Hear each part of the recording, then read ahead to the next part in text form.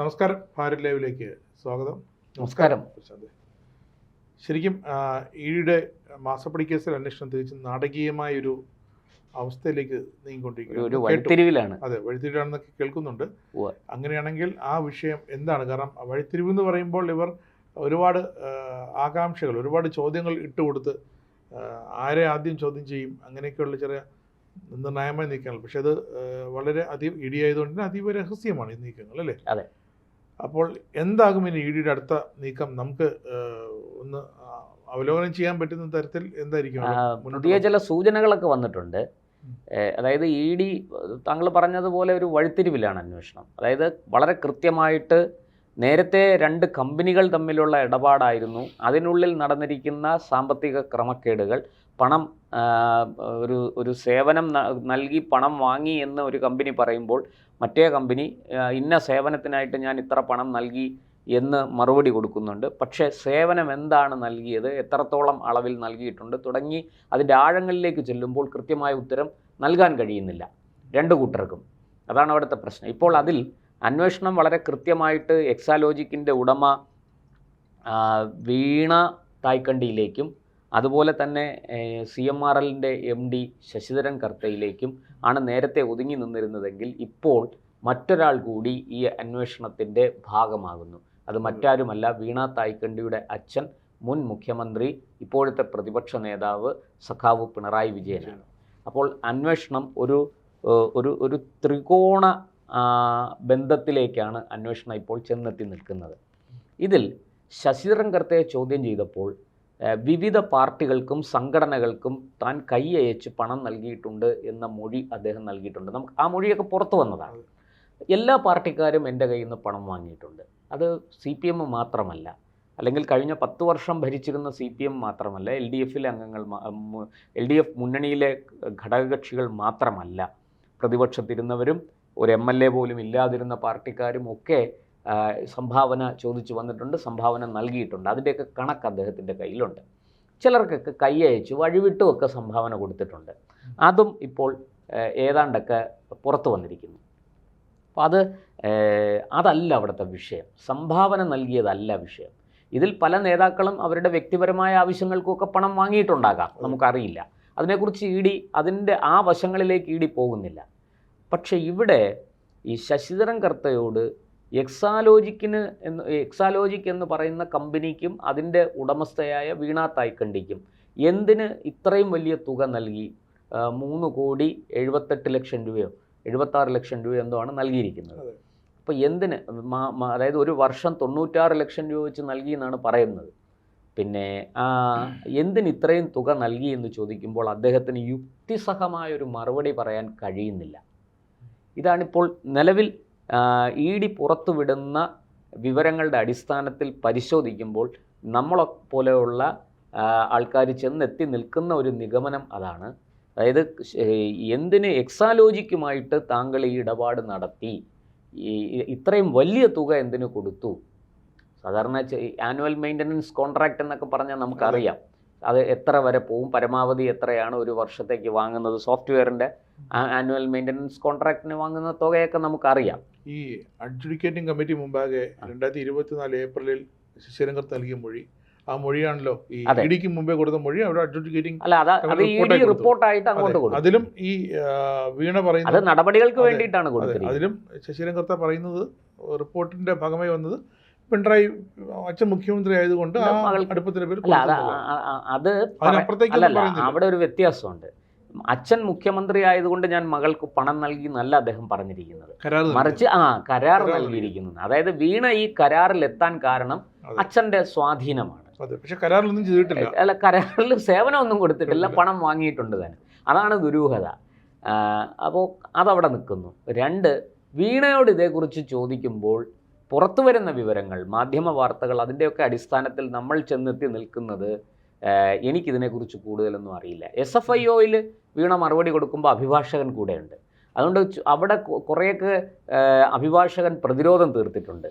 അതേസമയം EDയുടെ അടുത്ത് 2 തവണ വിളിച്ചു വരുത്തിയപ്പോൾ, 2 തവണയെ ഹാജരായപ്പോൾ വീണ കൊടുക്കുന്ന ഉത്തരങ്ങൾ എനിക്കറിയില്ല, ഞാൻ മറന്നുപോയി, അത് അച്ഛനോട് ചോദിക്കണം എന്നുവരെ പറഞ്ഞതായിട്ടാണ് വിവരങ്ങൾ പുറത്തു വരുന്നത്. നമുക്ക് ഈ പുറത്തു വരുന്ന വിവരങ്ങളുടെ അടിസ്ഥാനത്തിലേ നമുക്ക് ഈ കാര്യത്തെ വിശകലനം ചെയ്യാൻ കഴിയുള്ളൂ. ഇവിടെ അത് കഴിഞ്ഞിട്ട് വീണയുടെ ബാങ്ക് ലോക്കർ പരിശോധിക്കുന്നു, വീട് റെയ്ഡ് നടത്തുന്നു, വീണയുടെ ക്ലൗഡിലേക്ക് കയറുന്നു, ആ കയറാനുള്ള ശ്രമം ഇ ഡി നടത്തുന്നു. അവിടെയാണ് എല്ലാ രഹസ്യങ്ങളും സ്റ്റോർ ചെയ്തിരിക്കുന്നത്, ശേഖരിച്ചിരിക്കുന്നത്. ഇങ്ങനെയൊക്കെ കേസ് മുന്നോട്ട് പോവുകയാണ്. അപ്പോൾ ഇ ഡിയെ സംബന്ധിച്ചിടത്തോളം ഇനി ഈ കാര്യത്തിൽ ഇപ്പം ഈ ശശിധരൻ കർത്ത കൊടുത്ത മൊഴിയുടെ അടിസ്ഥാനത്തിലാണ് അഡ്ജുഡിക്കേറ്റിംഗ് അതോറിറ്റിയിൽ ഇവർ റിപ്പോർട്ട് കൊടുത്തിട്ട് വീണയുടെ സ്വത്തുക്കൾ അറ്റാച്ച് ചെയ്യാൻ, കണ്ടുകെട്ടാൻ വേണ്ടിയിട്ട് ഉള്ള ശ്രമം, അറ്റാച്ച് ചെയ്ത് കണ്ടുകെട്ടാൻ വേണ്ടിയിട്ടുള്ള നടപടികളിലേക്ക് ഇ ഡി കടന്നിരിക്കുന്നത്. പിന്നെ അല്ലാതെ കുറേ തുക, ഏതാണ്ട് 10-29 കോടിയോ 27 കോടിയോ എന്തോ ഫ്രീസ് ചെയ്തിട്ടുണ്ട്. അത് വീണയുടെ മാത്രമല്ല, ശശിധരൻ കർത്ത, അദ്ദേഹത്തിൻ്റെ കുടുംബാംഗങ്ങൾ, അദ്ദേഹത്തിൻ്റെ സ്ഥാപനത്തിലെ ഉയർന്ന ഉദ്യോഗസ്ഥർ ഒക്കെ ഉണ്ട് അതിനകത്ത്. അവരെല്ലാവരും കൂടെ ചേർന്നാണ്. വീണയുടെ തന്നെ 3 വീണയുടെ അക്കൗണ്ട്, എക്സാലോജിക്കിൻ്റെ അക്കൗണ്ട്, പിന്നെ പുതിയൊരു company Laker India corporation limited, ഇങ്ങനെ പുതിയ ഒരു കമ്പനി കൂടെ വീണയ്ക്കുണ്ടെന്നുള്ള വിവരം പുറത്തു വന്ന് അതിൻ്റെ അടിസ്ഥാനത്തിൽ ഈ പിന്നെ അതിനൊക്കെ കിടന്ന പണം, അത് ഏതാണ്ട് 10-18 ലക്ഷം രൂപയ്ക്ക് താഴെ വരും, അത് ഫ്രീസ് ചെയ്തിട്ടുണ്ട്. ഇനിയിപ്പോൾ ഇ ഡി ചെയ്യാൻ പോകുന്നത്, അതാണ് ഏറ്റവും പ്രസക്തമായ കാര്യം. നമ്മുടെ ചർച്ചയുടെ കാതൽ അവിടെയാണ് കിടക്കുന്നത്. ഈ വീണയെയും പിണറായി വിജയനെയും ശശിധരൻ കർത്തയെയും ഒരുമിച്ചിരുത്തി ഇ ഡി ചോദ്യം ചെയ്തേക്കും. അതിനുള്ള സാധ്യത തള്ളിക്കളയാൻ കഴിയില്ല. അതായത് ഇവർ പരസ്പരം കള്ളം പറഞ്ഞാൽ പെട്ടെന്ന് മനസ്സിലാക്കും. അതെങ്ങനെയെന്ന് വെച്ചാൽ ഈ കേന്ദ്ര ഏജൻസികളുടെ ഒരു രീതിയാണ്. ഇവരെ 3 മുറിയിൽ ഇരുത്തും. എന്നിട്ട് CCTV ഒക്കെ ഉപയോഗിച്ച് പിന്നെ ഒരു ടീം ഇത് 3 മോണിറ്ററുകളിലായിട്ട് വാച്ച് ചെയ്യും. അപ്പോൾ ഇവിടെ ഒരു ചോദ്യം ചോദിക്കുന്നു, അവിടെ ചോദ്യം ചോദിക്കുന്ന ഉദ്യോഗസ്ഥന് കൃത്യമായിട്ട് ചെവിയിൽ വിവരങ്ങളെത്തും. അപ്പോൾ ചോദ്യം ചോദിച്ചിട്ട് ഉത്തരം പറയുന്നു, ആ ഉത്തരം മുഴുവനും കേട്ടതിന് ശേഷം ഇയാൾ മിണ്ടാതിരിക്കും. അപ്പോൾ അടുത്ത മുറിയിൽ അടുത്ത ആളിനോട് എയോടാണ് ചോദിച്ചെങ്കിൽ അടുത്ത ബിയോട് ചോദിക്കും. ആ ചോദ്യവുമായി ബന്ധപ്പെട്ടതോ അതേ ചോദ്യത്തിൻ്റെ ക്ലാരിഫിക്കേഷന് വേണ്ടുന്ന രീതിയിലോ ചോദിക്കും. അതിനാ പറയുന്ന ഉത്തരം കേൾക്കും. അത് കഴിഞ്ഞ് സിയുടെ അടുക്കൽ ഇങ്ങനെ ചോദിച്ച് അത് വിശകലനം ചെയ്യും. അപ്പോൾ അതിനകത്തുനിന്ന് ഈ കേൾക്കുമ്പോൾ തന്നെ നമുക്ക് മനസ്സിലാവും ഇവർ കള്ളം പറയുന്നുണ്ടെങ്കിൽ അത് പെട്ടെന്ന് മനസ്സിലാകും. അല്ലെങ്കിൽ അത്ര പഠിച്ച കാര്യങ്ങൾ മനസ്സിലാക്കി വന്നിരുന്ന് സംസാരിക്കുന്നവരാണ്. അങ്ങനെയാണെങ്കിലും ഈ ലൂപ്പ് ഹോൾസ് ഇതിനകത്തുണ്ടാവും. ഈ ലൂപ്പ് ഹോൾസിലേക്ക് കടന്നാണ് പിന്നെ ഇവരുടെ ചോദ്യം ചെയ്യൽ. അവിടെ അങ്ങനെ ചോദ്യം ചെയ്തതിന് ശേഷം പിന്നീട് അപ്പോൾ ഇവർ പറഞ്ഞതിലെ വൈരുദ്ധ്യങ്ങൾ മനസ്സിലാക്കുക. ഇവർ പരസ്പരം അറിയുന്നില്ല. എക്ക് ബിയും സിയും പറഞ്ഞത് എന്താണെന്ന് അറിയില്ല, ബിക്ക് എയും സിയും പറഞ്ഞത് എന്താണെന്ന് അറിയില്ല, സിക്ക് എയും ബിയും പറഞ്ഞത് എന്താണെന്ന് അറിയില്ല. അപ്പോൾ ഇവരെ പിന്നീട് ഒരുമിച്ചിരുത്തുമ്പോൾ എ പറയുന്നതും ബി പറയുന്നതും സി പറയുന്നതും പരസ്പരം അവർക്ക് കേൾക്കാം. അപ്പോൾ എ പറയുന്നതിൽ തെറ്റിന് ബി ചാടി വീണ് എതിർക്കും. അങ്ങനെയല്ല, ഞാൻ അങ്ങനൊന്നും ചെയ്തിട്ടില്ല, ഞാൻ അങ്ങനൊന്നും പറഞ്ഞിട്ടില്ല എന്ന് പറഞ്ഞ് ബി അല്ലെങ്കിൽ സി ഇടപെടും. ഇതാണ് അവർക്കും ആവശ്യം. അതാണ്. അങ്ങനെ വരുമ്പോൾ ഇവർ പരസ്പരം അങ്ങോട്ടും ഇങ്ങോട്ടും പാരകൾ വെച്ച് തൻ്റെ സ്വന്തം തടി രക്ഷിക്കാൻ വേണ്ടിയിട്ടുള്ള ഇത് ചോദ്യം ചെയ്യലിൻ്റെ ഒരു രീതിയാണ്. അപ്പോൾ അങ്ങനെ സംഭവിക്കാനുള്ള സാധ്യതയാണ് ഇനി ഇവിടെ പെട്ടെന്ന് ഒരു ട്രയാങ്കിൾ ക്വസ്റ്റ്യനിങ്. അത് ഇ ഡി താമസിയാതെ ചെയ്തേക്കും എന്ന ഒരു സൂചന അന്വേഷണ ഉദ്യോഗസ്ഥരിൽ നിന്ന് ലഭിക്കുന്നുണ്ട്. നമുക്കത് ഇപ്പോൾ പിന്നെ നമ്മൾ ഈ ഇതിനെക്കുറിച്ച് 100 കഥകൾ സോഷ്യൽ മീഡിയയിലും വാർത്താ ചാനലുകളിലും വരുന്നുണ്ട്. പക്ഷെ അത് നമുക്ക് പെട്ടെന്ന് അങ്ങനെ വിശ്വസിക്കാൻ പറ്റില്ല. പക്ഷെ ചില ലോജിക്കലായിട്ടുള്ള കാര്യങ്ങളുണ്ട്. അതിൽ ഒന്നാണ് ഇങ്ങനെ നടന്നേക്കാം. ഇത് സ്വാഭാവികമായൊരു പ്രക്രിയയാണ് ക്വസ്റ്റ്യനിങ്ങിൻ്റെ. ഇത് പുതിയ കാര്യമൊന്നുമല്ല, ഇത് വലിയ അത്ഭുതമൊന്നുമല്ല, ഇത് എക്സ്ക്ലൂസീവ് വാർത്തയൊന്നുമല്ല. ഇത് സ്വാഭാവികമായൊരു നടപടിക്രമമാണ്. പക്ഷേ എന്തുകൊണ്ടോ നമ്മുടെ മാധ്യമങ്ങളും നമ്മുടെ നാട്ടിലെ രാഷ്ട്രീയ നിരീക്ഷകരും ഒന്നും ഇങ്ങനൊരു ഒരു സാധ്യതയുണ്ട് എന്ന് ചർച്ച ചെയ്യുന്നില്ല. നമുക്ക് അങ്ങനെ ഒരു സാധ്യതയെക്കുറിച്ചൊരു സൂചന കിട്ടിയത് കൊണ്ടാണ് നമ്മൾ അങ്ങനെ ഒരു സാധ്യതയെക്കുറിച്ച് ചർച്ച ചെയ്യുന്നത്. അപ്പോൾ സ്വാഭാവികമായിട്ടും ശശിധരൻ കർത്തയാണ് 1ാം പ്രതി, അതിനുശേഷം വരുന്ന പ്രതിയാണ് വീണ. അപ്പോൾ എക്സാലോജിക്കും ശശിധരൻ കർത്തയും CMRL തമ്മിലുള്ള ബന്ധം, അവരെ രണ്ടുപേരെയും കൂടെ ഇരുത്തി അതിനകത്ത് 3ാമത്തെ കക്ഷിയായിട്ട് വരുന്നത് ഈ അച്ഛൻ്റെ സ്വാധീനത്തിലാണ് മകൾക്ക് ഞാൻ ഈ കരാറ് കൊടുക്കുന്നത്, സേവനം ഒന്നും ലഭിക്കാത്ത കരാറ് കൊടുക്കാൻ തീരുമാനിച്ചത് എന്ന ശശിധരൻ കർത്തയുടെ മൊഴിയാണ് ഇത് സി എന്ന പിണറായി വിജയനിലേക്ക് കണക്ട് ചെയ്യുന്നത്. അപ്പോൾ അദ്ദേഹത്തെയും വിളിച്ചിരുത്തുന്നു. അങ്ങനെ 3 പേരെയും തമ്മിൽ ഇരുത്തി പരസ്പരം അറിയാതെയും പരസ്പരം അറിഞ്ഞുകൊണ്ടും ചോദ്യം ചെയ്യും എന്നുള്ളതാണ് ഞാൻ മനസ്സിലാക്കുന്നത്. കേരളം ബഹുമാനിക്കുന്ന പ്രതിപക്ഷ നേതാവാണ് പിണറായി വിജയൻ. ഇപ്പോൾ മുമ്പ് 10 കൊല്ലം മുഖ്യമന്ത്രിയായിരുന്നു. അതേ പവറോടെ അദ്ദേഹം ഇപ്പോൾ പ്രതിപക്ഷ നേതാവായിട്ട് തുടരുകയാണ്. ഇങ്ങനൊരു നീക്കം അദ്ദേഹത്തിനെതിരെ ഉണ്ടായാൽ അത് കേരളത്തിന് തന്നെ നാണക്കേടാണ്. അനുപരിയായിട്ട് പ്രതിപക്ഷ നേതാവായിട്ട് കേരളം മനസ്സിൽ കൊണ്ടുനടക്കുന്ന പിണറായി വിജയൻ ഇങ്ങനൊരു അവസ്ഥ ഉണ്ടായാൽ മറ്റുള്ള പാർട്ടിക്കുള്ളിലെ നീക്കങ്ങൾ എങ്ങനെയാകും? പാർട്ടി, ഞാൻ മനസ്സിലാക്കുന്നത് അത് കനത്ത തിരിച്ചടിയാണ് പാർട്ടിക്ക്. വീണയെ ചോദ്യം ചെയ്യാൻ വിളിപ്പിച്ചത് തന്നെ പാർട്ടിക്ക് വലിയ നാണക്കേടാണ്. കാരണം വീണ കൊടുത്തിരിക്കുന്ന അഡ്രസ്സ് ഏതാണ്? കമ്പനിയുടെ പിന്നെ മേൽവിലാസമായിട്ട് കൊടുത്തിരിക്കുന്നത്, കമ്പനി രജിസ്റ്റർ ചെയ്യുന്ന സമയത്ത് കൊടുത്തിരിക്കുന്ന അഡ്രസ്സ് തിരുവനന്തപുരത്ത് AKG സെൻറ്ററിൻ്റെതാണ്. നോക്കൂ, പാർട്ടിയിലെ സമുന്നതനായ സംസ്ഥാന സെക്രട്ടറി ആയിരുന്ന മുഖ്യമന്ത്രിയായ ആളിൻ്റെ മകൾക്ക് ഈ പാർട്ടിയുടെ സംസ്ഥാന ആസ്ഥാനത്തിൻ്റെ പേര് കൊടുക്കാൻ കഴിയുമോ? അത് ആ ചോദ്യത്തിന് വലിയ പ്രാധാന്യമുണ്ട്.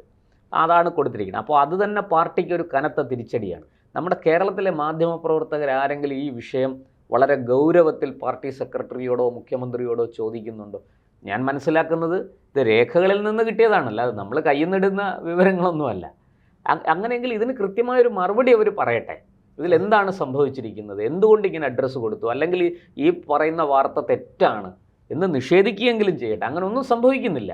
CPM ഒരക്ഷരം മിണ്ടുന്നില്ല. അപ്പോൾ പാർട്ടിക്ക്, നമ്മളൊന്ന് ആലോചിച്ച് നോക്കൂ, തുടക്കത്തിൽ ഈ കേസ് വന്നപ്പോൾ പാർട്ടി പറഞ്ഞുകൊണ്ടിരുന്നത് ഇത് പിണറായിയെ വേട്ടയാടാനാണ്, പിണറായി വഴി പാർട്ടിയെ വേട്ടയാടാനാണ്. പിന്നീട് EDയുടെ കേസൊക്കെ വന്നപ്പോൾ, ED ആക്രമിച്ച് കേസെല്ലാം വന്നപ്പം അവരായതങ്ങ് നിർത്തി. ഇത് 2 കമ്പനികൾ തമ്മിലുള്ള കേസാണ്, അവർ തമ്മിൽ തീർത്തോളും എന്നാണ്. ഇതിപ്പോൾ പിണറായി വിജയനെ ഇനി ഈ കാര്യത്തിൽ ചോദ്യം ചെയ്യാൻ വിളിപ്പിച്ചു എന്നിരിക്കട്ടെ, ഈ പാർട്ടി എന്ത് മറുപടി പറയും? അവരെങ്ങനെ ഇതിൽ നിന്ന് ഒഴിഞ്ഞു മാറും? അവർക്ക് ഒരു തരത്തിലും ഇതിൽ നിന്ന് ഒഴിഞ്ഞു മാറാൻ കഴിയില്ല. കാരണം ഒരു നിസ്സാരക്കാരനെ അല്ല, ഏതെങ്കിലും ഒരു ജില്ലാ സെക്രട്ടറിയെയോ ഒരു സംസ്ഥാന സെക്രട്ടേറിയറ്റ് മെമ്പറെയോ ഒന്നുമല്ല ചോദ്യം ചെയ്യാൻ വിളിപ്പിച്ചിരിക്കുന്ന, പോളിറ്റ് ബ്യൂറോ അംഗത്തെയാണ് ചോദ്യം ചെയ്യാൻ വിളിപ്പിക്കുക. അങ്ങനെ വരുമ്പോൾ അത് വലിയ സെറ്റ് ബാക്കാണ്. അത് തീർച്ചയായിട്ടും പാർട്ടി വല്ലാതെ വിയർക്കും ആ കാര്യത്തിൽ. അവിടെ പിന്നെ മറ്റൊരു പ്രശ്നം കൂടിയുണ്ട്, അദ്ദേഹം പ്രതിപക്ഷ നേതാവും കൂടിയാണ്. അപ്പോൾ കൂനിന്മേൽ കുരു എന്ന് പറയുന്നത് പോലെ ഈ പാർട്ടിക്ക് വലിയ നാണക്കേടുണ്ടാക്കുന്ന ഒരു തലത്തിലേക്ക് അങ്ങനെ സംഭവിച്ചാൽ, ഇദ്ദേഹത്തെ ചോദ്യം ചെയ്യാൻ വിളിപ്പിച്ചാൽ കാര്യങ്ങൾ ചെന്നെത്തും എന്ന് വ്യക്തമാണ്. അത് പാർട്ടി സത്യത്തിൽ അവരൊരു വല്ലാത്ത പ്രതിസന്ധിയിലാണ്. കാരണം ഇത് എങ്ങനെ, ഇതൊരു കാലിത്തറച്ചിരിക്കുന്ന മുള്ളിനെ നിസ്സാരമായിട്ട് പറിച്ചെടുത്ത് ദൂരെ കളയുന്നത് പോലെ പറിച്ചെടുത്ത് കളയാവുന്ന ഒരു മുള്ളല്ല ഈ ED കേസ്. അതാണ് അവിടുത്തെ വിഷയം. അതുകൊണ്ട് തന്നെ പാർട്ടി വല്ലാതെ ബുദ്ധിമുട്ടും. ഇനി പിണറായി വിജയൻ എന്ന നേതാവിൻ്റെ മുന്നിൽ അങ്ങനെ ചോദ്യം ചെയ്യാൻ വിളിപ്പിക്കുകയോ ഏതെങ്കിലും തരത്തിൽ അദ്ദേഹത്തിനെ ഈ കേസുമായിട്ട് ED ബന്ധിപ്പിക്കുകയോ ചെയ്താൽ മറ്റൊരു വഴിയുമില്ല അദ്ദേഹത്തിൻ്റെ മുമ്പിൽ. അദ്ദേഹം സ്വയമേവ പ്രതിപക്ഷ നേതൃസ്ഥാനവും പോളിറ്റ് ബ്യൂറോ അംഗത്വവും ഒഴിയാനുള്ളൊരു സാധ്യതയും ഉണ്ട്. അത് നമുക്ക് തള്ളിക്കളയാൻ കഴിയില്ല. കാരണം പാർട്ടിയെ സംബന്ധിച്ചിടത്തോളം ഏറ്റവും അവസാന നിമിഷം അവർ എത്ര സമുന്നതനായ നേതാവാണെങ്കിലും ശരി, ആ നേതാവിനെ കുരുതി കൊടുത്തിട്ട് പാർട്ടിയെ രക്ഷിക്കാനേ അവർ ശ്രമിക്കുകയുള്ളൂ. അത് കമ്മ്യൂണിസ്റ്റ് പാർട്ടികളുടെ മാത്രമല്ല എല്ലാ കേഡർ പാർട്ടികളുടെയും സ്വഭാവമാണത്. അതുകൊണ്ട് അവരെന്ത് ചെയ്യും? അത് ആ തരത്തിൽ ഇപ്പോൾ തന്നെ അതിനുള്ള പടയൊരുക്കമൊക്കെ പാർട്ടിക്കുള്ളിൽ ധാരാളം നടക്കുന്നുണ്ട്. അതവരുടെ പാർട്ടിയിലെ ആഭ്യന്തര കാര്യമാണ്. നമ്മളത് ചർച്ച ചെയ്തിട്ടുള്ളതാണ്. അതെന്തൊക്കെയായി തീരുമെന്ന് നമുക്ക് സാധ്യതകളെക്കുറിച്ചേ പറയാൻ കഴിയുള്ളൂ, അല്ലാതെ ഇങ്ങനെ സംഭവിക്കുമെന്ന് നമുക്ക് പറയാൻ കഴിയില്ല. പക്ഷേ ഇങ്ങനെയൊക്കെ സംഭവിക്കാനുള്ള സാധ്യതകൾ വളരെ കൂടുതലാണ്. അതുകൊണ്ട് തീർച്ചയായിട്ടും ഈ തരത്തിലൊരു ട്രയാങ്കിൾ ക്വസ്റ്റ്യനിങ് ഉണ്ടായാൽ അത് പിണറായി വിജയൻ എന്ന നേതാവിൻ്റെ അസ്തമയം ആയിട്ടാണ് എനിക്ക് തോന്നുന്നത്. അദ്ദേഹത്തിന് ഒരു തരത്തിലും ഇനി മുന്നോട്ടേക്ക് പോകാൻ കഴിയും, കൂടുതൽ പിടിച്ചു നിൽക്കാൻ കഴിയും എന്ന് തോന്നുന്നില്ല. പ്രതിപക്ഷ നേതൃസ്ഥാനവും അദ്ദേഹത്തിന് നഷ്ടപ്പെടും. പോളിറ്റ് ബ്യൂറോ മെമ്പർ എന്നുള്ള ആ പദവിയിൽ നിന്നും പാർട്ടിയാണ് അതൊക്കെ തീരുമാനിക്കേണ്ടത്. ആ പദവിയിൽ നിന്നും അദ്ദേഹം മാറി നിൽക്കേണ്ടി വരും എന്നാണ് എനിക്ക് തോന്നുന്നത്. അദ്ദേഹത്തിന് അതിനുള്ള സമ്മർദ്ദം പാർട്ടിക്കുള്ളിൽ നിന്ന് തന്നെ വളരെ ശക്തമായിട്ട് ഉയരും. ഇപ്പോൾ തന്നെ കേരളത്തിലെ തോൽവിയുടെ ഉത്തരവാദിത്വം പിണറായി വിജയനും AK ഗോവിന്ദനും മേൽ കെട്ടിവെക്കുകയാണ്. താഴെത്തട്ടിൽ branch committee, local committee, area കമ്മിറ്റിയിലൊക്കെ പുറത്തു വരുന്ന വിവരങ്ങൾ ശരിയാണെങ്കിൽ പാർട്ടിയുടെ താഴെ തട്ടിൽ അതിരൂക്ഷമായ വിമർശനവും എതിർപ്പുമാണ് ഉയരുന്നത്. അങ്ങനെ ആ വിമർശനവും എതിർപ്പും ഉണ്ട് എന്നുള്ളതിൻ്റെ തെളിവാണല്ലോ ഈ കനത്ത പരാജയം. ഈ പാർട്ടിക്കാർ കൂടി മാറി വോട്ട് ചെയ്തത് കൊണ്ടാണ് പാർട്ടി കേവലം 26 സീറ്റിലേക്ക് ചുരുങ്ങിയത്. നോക്കൂ, കഴിഞ്ഞ തവണ എത്ര സീറ്റ് ഉണ്ടായിരുന്നു? മൃഗീയമായ ഭൂരിപക്ഷം, ഏതാണ്ട് CPM-ന് തന്നെ ഒറ്റയ്ക്ക് ഭരിക്കാവുന്ന അവസ്ഥയായിരുന്നു മുന്നണിയുടെ സഹായമില്ലാതെ. അങ്ങനൊരവസ്ഥയിൽ നിന്നാണ് അവർ ഈ ദയനീയമായ ഒരു പതനം പാർട്ടിക്ക് സംഭവിച്ചിരിക്കുന്നത്. കേവലം 26 സീറ്റിലേക്ക് അവർ ഒതുങ്ങിയിരിക്കുന്നത്. അപ്പോൾ ഇങ്ങനൊരു ED ഇങ്ങനൊരു നീക്കം നടത്തിയാൽ ഈ കേസിൽ അതുകൊണ്ടാണ് ആദ്യമേ തുടക്കത്തിൽ താങ്കൾ പറഞ്ഞ വഴിത്തിരിവ് എന്ന് പറഞ്ഞത് ശരിയാണ് എന്ന് ഞാൻ താങ്കളോട് പറഞ്ഞത്, അല്ലെങ്കിൽ സമ്മതിച്ചത്, അംഗീകരിച്ചത് അതുകൊണ്ടാണ്. ഇപ്പോൾ ഒരു വഴിത്തിരിവാണ്. EDയെ സംബന്ധിച്ചിടത്തോളം അവരുടെ കേസിൻ്റെ മുന്നോട്ടുള്ള ഗതി അത് വളരെ പോസിറ്റീവായിട്ട് പോകാൻ പറ്റുന്ന ഒരു വഴിത്തിരിവാണ്. ഈ എക്സാലോജിക്കിനെ സംബന്ധിച്ചും വീണയെ സംബന്ധിച്ചും കേസിൽ പ്രതിയാക്കപ്പെട്ട് അറസ്റ്റ് ചെയ്യപ്പെടുമോ എന്നുള്ള ഒരു സാഹചര്യം. ശശിധരൻ കർത്തയെ സംബന്ധിച്ചും അത് തന്നെയാണ്. വീണയുടെ അച്ഛൻ പിണറായി വിജയനെ സംബന്ധിച്ച് അദ്ദേഹം ഈ കേസുമായി ബന്ധപ്പെട്ട് കണക്റ്റിലായി ചോദ്യം ചെയ്യാനെങ്കിലും വിളിപ്പിച്ചു കഴിഞ്ഞാൽ അദ്ദേഹത്തിന് വ്യക്തിപരമായും രാഷ്ട്രീയമായും വലിയ നഷ്ടങ്ങൾ അദ്ദേഹത്തിൻ്റെ ജീവിതത്തിൽ ഉണ്ടാകും എന്നുള്ളതാണ് എനിക്ക് ഈ സംഭവം വിശകലനം ചെയ്യുമ്പോൾ തോന്നുന്നത്. അത് ബാക്കി കാര്യങ്ങൾ നമുക്ക് വരുമ്പോലെ മുന്നിൽ വരുന്നത് എന്തൊക്കെയാണെന്നുള്ളതനുസരിച്ച് മുന്നോട്ട് പോകാം. ഒരു പക്ഷേ ഇതിനകത്ത് പിണറായി വിജയൻ്റെ സഹായമൊന്നും വീണയ്ക്ക് കിട്ടിയിട്ടില്ല, അങ്ങനത്തെ തെളിവൊന്നും EDക്ക് ലഭിച്ചില്ലെങ്കിൽ അദ്ദേഹം സ്വാഭാവികമായിട്ടും ഈ ഒരു അന്വേഷണത്തിൽ നിന്ന് അദ്ദേഹം ഒഴിവാക്കപ്പെടും. അതും സ്വാഭാവികമാണ്. അങ്ങനെയും സംഭവിക്കാം. നമ്മൾ നേരത്തെ പുറത്തു വന്ന വാർത്തകളുടെ അടിസ്ഥാനത്തിലാണ് നമ്മളിതൊക്കെ വിശകലനം ചെയ്യുന്നത്, അല്ലാതെ മറ്റെന്തെങ്കിലും ഒരു അടിസ്ഥാനത്തിലല്ല. നമുക്കെന്തെങ്കിലും രാഷ്ട്രീയ ലക്ഷ്യമോ CPIM-നെ തേജോവധം ചെയ്യലോ ഒന്നുമല്ല. ഇപ്പം നമ്മൾ നാളെ BJP-യുടെ കാര്യത്തിലാണെങ്കിലും കോൺഗ്രസിൻ്റെ കാര്യത്തിലാണെങ്കിലും ഇങ്ങനൊരു കേസ് വന്നാൽ നമ്മളിതൊക്കെ തന്നെ ചർച്ച ചെയ്യും. നമ്മൾ നീറ്റ് വിഷയത്തിൽ ചർച്ച ചെയ്ത് ആദ്യം തൊട്ടേ നമ്മൾ പറയുകയാണ് ധർമ്മേന്ദ്ര പ്രധാൻ രാജിവെച്ചേ മതിയാവുള്ളൂ എന്ന് പറഞ്ഞ ഒരു ചാനലാണ് നമ്മുടേത്. അതുപോലെ സംഭവിച്ചു. കാരണം അതിനകത്ത് വീഴ്ചകളുണ്ട്, അതിൻ്റെ ഉത്തരവാദിത്വം ആരെങ്കിലും ഏറ്റെടുത്തേ മതിയാവുള്ളൂ. അത് തീർച്ചയായിട്ടും മന്ത്രിസഭയിലെ ഈ വകുപ്പ് കൈകാര്യം ചെയ്യുന്ന മന്ത്രി തന്നെയാണ് അതിൻ്റെ ഉത്തരവാദിത്വം ഏറ്റെടുക്കാൻ ഏറ്റവും യോഗ്യൻ. അതുകൊണ്ട് ഇവിടെയും ഈ കാര്യത്തിലും ഈ സംഭവങ്ങളുടെ ഉത്തരവാദിത്വം ഒടുവിൽ പിണറായി വിജയൻ എന്ന സമുന്നതനായ പാർട്ടി സംസ്ഥാന സെക്രട്ടറി ആയിരുന്ന, ഇപ്പോൾ നേരത്തെ മുഖ്യമന്ത്രിയായിരുന്ന, ഇപ്പോൾ പ്രതിപക്ഷ നേതാവായിരിക്കുന്ന ശ്രീ പിണറായി വിജയനിലേക്ക് തന്നെ വന്നു ചേരും. അദ്ദേഹത്തിൻ്റെ മുന്നിൽ മറ്റു വഴികളൊന്നുമില്ല എന്നാണ്. അങ്ങനെ സംഭവിച്ചാൽ രക്ഷപ്പെടാൻ വേറെ വഴികളൊന്നുമില്ല എന്നാണ് ഞാൻ മനസ്സിലാക്കുന്നത്. പാർട്ടിയും അദ്ദേഹത്തെ ഉത്തരവാദിയാക്കി ഇതെല്ലാം കൂടി അദ്ദേഹത്തിൻ്റെ തലയ്ക്ക് മാത്രം കെട്ടിവെച്ച് പാർട്ടിയെ രക്ഷിക്കാനായിരിക്കും പാർട്ടിയിലെ തലമുതിർന്ന നേതാക്കളുടെയും ശ്രമം.